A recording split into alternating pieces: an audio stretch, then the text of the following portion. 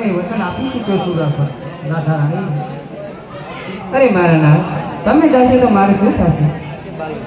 અરે રાધા, તમે પણ ચિંતા ના કરો. તમે ઉમરકોટ સોઢા રાજાના ત્યાં અવતાર ધારણ કરજો રાધા.